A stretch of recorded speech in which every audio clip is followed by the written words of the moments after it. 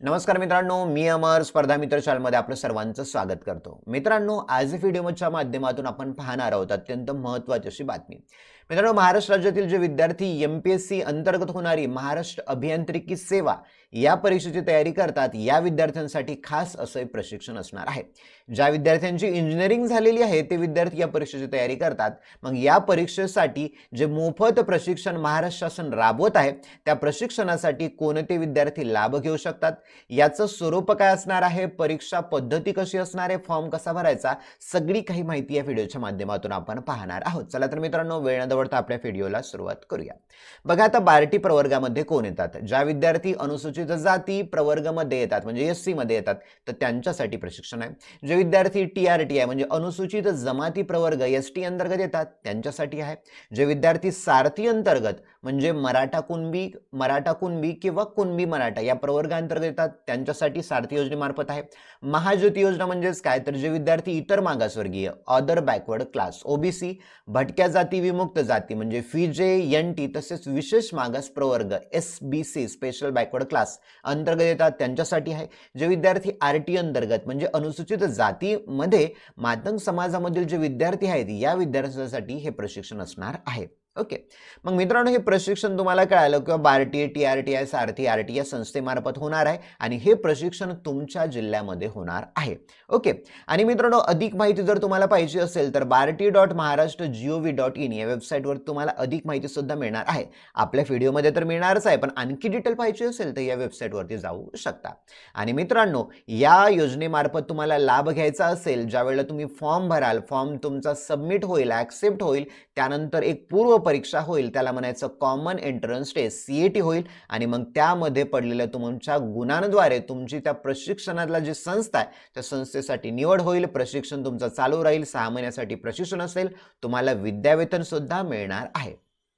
आता पाहूया मित्रांनो, तुम्हाला हा अर्ज भरायचा असेल तर त्यासाठी कागदपत्रे कोणती लागणार आहेत.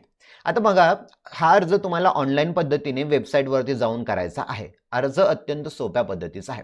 आता बघा, महत्त्वाचं काय असणार आहे, तर तुम्हाला संबंधित प्रवेश परीक्षेसाठी ऑनलाईन पोर्टलवर अपलोड केलेला मूळ विनंती अर्ज, 2 पासपोर्ट आकाराचे फोटो. ओके, फॉर्मसाठी वगैरे तुमचं जेव्हा सिलेक्शन होईल, निवड होईल, तुमच्या जिल्ह्यामध्ये जे सेंटर असेल, तुम्हाला ते 2 फोटो, पण फॉर्म भरताना सुद्धा फोटो. नंतर बघा, 10वीचं प्रमाणपत्र लागणार आहे तुम्हाला, 12वीचं पास झालेलं प्रमाणपत्र, पदवी प्रमाणपत्र, तुमची ग्रॅज्युएशन डिग्री.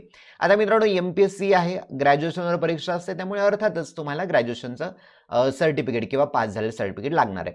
नंतर पदव्युत्तर पदवी प्रमाणपत्र असेल तर बरं, कंपल्सरी नाहीये, पण ग्रॅज्युएशनचं तुम्हाला असणं आवश्यक आहे. पदव्युत्तर पोस्ट ग्रॅज्युएशन असावं किंवा नसावं तेवढं काही कंपल्सरी नाहीये. नंतर बघा, तुम्ही ज्या जातीच्या प्रवर्गामध्ये येतात ते तुमचं कास्ट सर्टिफिकेट असणं आवश्यक आहे. नंतर महाराष्ट्र राज्याचा रहिवासी असल्याचं म्हणजे डोमिसाईल प्रमाणपत्र असणं आवश्यक आहे. जर नसेल तर काढून घ्या. नंतर तुमचा अर्जदाराचा आधार कार्ड लागणार आहे. ओके, पॅन कार्ड लागेल. पॅन कार्ड बंधनकारक नाहीये, परंतु तुमचे जे विद्यावेतन मिळणार आहे ते विद्यावेतन मिळण्यासाठी पॅन कार्ड जर असेल तर ते सोपं होऊन जाईल, तुमचे पैसे लवकर येऊ शकतात.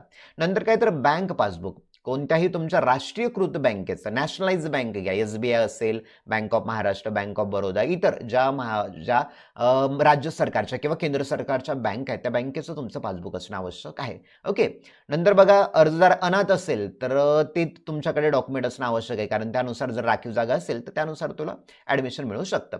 आणि मागील 3 वर्षाचं उत्पन्न जे की 8 लाखापेक्षा कमी असलं पाहिजे, मग साधारणतः 1.5 लाख 2 लाखचं उत्पन्न तुम्ही काढू शकता मागील 3 वर्षाचं. आता विचार करा, आता 2025 आहे म्हणजे काय, तर 2024-25चं उत्पन्न लागणार, 2023-24चं लागणार तुम्हाला. ओके, आणि 22-23 असं मागील 3 वर्षाचं उत्पन्न तुम्हाला लागणार आहे. ई सेवावर जा आणि मागील 3 वर्षाचं उत्पन्न डॉक्युमेंट रेडी ठेवा, फॉर्म निघाले की कामी येईल तुम्हाला. नंतर स्वयंघोषणापत्र तुम्हाला निवड झाल्यानंतर त्यासाठी. नंतर प्रवेश अर्ज, जो तुम्ही फॉर्म भरलाय ना त्याची प्रिंट वगैरे काढून ठेवा, हे लागणार आहे तुम्हाला. ओके, चला नंतर आणखी बघूया आपण काय काय लागणार आहे. चला बघा, या पॅटर्नमध्ये तुमचा फॉर्म असणार आहे. नेम ऑफ स्कीम तुम्ही कुठल्या योजनेअंतर्गत येतात, बार्टी असेल, टीआरटी असेल, सारथी असेल, आरटी असेल, या प्रकारचं. तुमचा फोटो, इथे तुम्हाला फुल नेम लिहायचं आहे, तुम्हाला कॅपिटल लेटर, ब्लॉक लेटरमध्ये कॅपिटल लेटरमध्ये लिहायचं. नंतर तुमचा ॲड्रेस लिहा. ओके, परमनंट ॲड्रेस लिहा, सध्या जिथे राहता तो ॲड्रेस लिहा. तुमचा आधार नंबर लिहा, डेट ऑफ बर्थ लिहा तुमची. नंतर एज सध्या काय ते लिहा तुम्ही. तुमचा मोबाईल नंबर लिहा, पॅरेंट्सचा मोबाईल नंबर लिहा. मोबाईल चालू ठेवा, मोबाईल जो नंबर आहे तो चालू ठेवा, कारण तुमची निवड झाल्यानंतर तुम्हाला ते कॉल करतील ॲडमिशनसाठी. तुमच्या जिल्ह्यामध्ये ज्या संस्था आहेत ना, हे प्रशिक्षण देतात ते तुम्हाला कॉल करतील आणि मग तुम्हाला त्या सेंटरवरती जाऊन तुम्ही घेऊ शकता. परंतु मित्रांनो, तुमची निवड होण्यासाठी तुम्हाला CET परीक्षा द्यावी लागणार आहे. परीक्षेसाठी सिलेबस काय, तर इंग्लिश असेल, मराठी असेल, GK असेल, या प्रकारचा सिलेबस असणार, जो स्पर्धा परीक्षेचा सिलेबस असतो. त्यासाठी महिलांसाठी काही जागा राखीव असतील, म्हणजे जास्त प्रमाणामध्ये, आणि बाकी पुरुषासाठी जागा वगैरे असतील. त्यामध्ये मग आरक्षण जर म्हणलं तर अनाथ असेल किंवा अपंग असेल, त्यासाठी थोडंसं आरक्षण सुद्धा असणार आहे. ओके. नंतर तुमचा ईमेल आयडी आहे की नाही, ईमेल आयडी महत्त्वाचं. ईमेल आयडीवर तुमच्या महत्त्वाचे डॉक्युमेंट ते शेअर वगैरे करतील. Name of the local guardian with full address, mobile number. तुम्ही जर प्रॉपरचे नसाल, कुणाची तर राहत असाल, तर त्या गार्डियनचा नंबर लिहू शकता. ओके. आणखी बघा, नेम ऑफ द कास्ट, कास्टचं नाव लिहायचं तुम्हाला. कास्ट सर्टिफिकेट नंबर, व्यवस्थितल्या जातीचा क्रमांक काय तुमचा. कास्ट सर्टिफिकेट इश्युइंग अथॉरिटी, म्हणजे कुणी दिलंय, कलेक्टरनी दिलंय, डेप्युटी कलेक्टरनी दिलंय, तहसीलदारनी दिलंय, तुमच्या कास्ट सर्टिफिकेटवर असतं, त्या प्रकारचे लिहू शकता. हाईट आणि चेस्टची काही गरज नाही, ते पोलीस भरतीसाठी लागतं. पोलीस भरतीसाठी फॉर्म भरत असेल तर त्यासाठी ते लागणार आहे. ओके.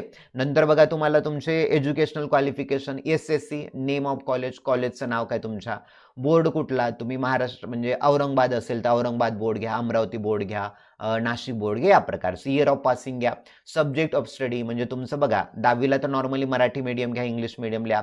11वी 12वीला सायन्स असेल, सायन्स लिहा. तुमच्या डिग्रीचं नाव लिहा इथे. ओके. क्लास डिव्हिजन, A ग्रुपमध्ये झाला तुम्ही पास, B मध्ये झाला, त्या प्रकारचं. आणि तुमचे पर्सेंटेज ऑफ मार्क्स किती पडले, तसं सगळं टाकायचं. SSC, HSC, ग्रॅज्युएशन आणि पोस्ट ग्रॅज्युएशन. ओके. नंतर बघा, आणखी काय दिलं तुम्हाला, स्टुडंट रिमार्क वगैरे, तो ऑफिसर, म्हणजे तुमच्यासाठी नाहीये. जे डॉक्युमेंट तुम्ही देणार तुमचं सिलेक्शन झाल्यानंतर त्यांच्यासाठी असणार आहे, ते टिक करतील, या प्रकारचं. ओके. सगळे डॉक्युमेंट क्लिक असतात. तर मित्रांनो, ही होती अत्यंत महत्त्वाची अशी माहिती. ऑनलाईन रजिस्ट्रेशन 1 ऑगस्टपासून सायंकाळी 5 वाजल्यापासून चालू होईल. वेबसाईटला चेक करत राहा, बार्टी, TRTI, महाज्योती, या प्रकारच्या. तसेच चालू झालं तर मी आपल्या चॅनलवरचं सुद्धा सांगणार आहे. ओके. आणि प्री तयारीसाठी तुम्हाला जे कंटेंट लागणार आहे, जसं मराठी असेल, इंग्लिश असेल, आपल्या चॅनलवरती तुम्हाला मिळून जाईल. चला तर मित्रांनो, येथेच थांबूया. जास्तीत जास्त मित्रांना ही महत्त्वाची माहिती शेअर करा. Thank you for watching this.